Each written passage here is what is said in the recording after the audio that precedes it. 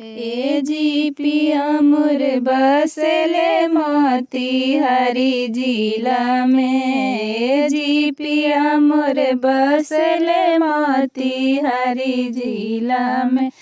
टीका भरी भरी भेजेले कागजवे में। टीका भरी भरी भेजेले कागजवे में। ए जी टिकावा पहन में आंगन में खड़ी। ए जी टिकावा पहन में आंगन में खड़ी।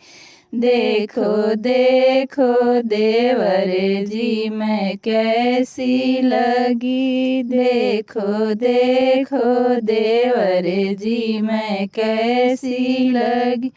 भाभी अच्छी लगी भाभी खूब रे सजी। भाभी अच्छी लगी भाभी खूब रे सजी। लेकिन भैया को छोड़ कर हमारे ना होगी। लेकिन भैया को छोड़ कर हमारे ना होगी।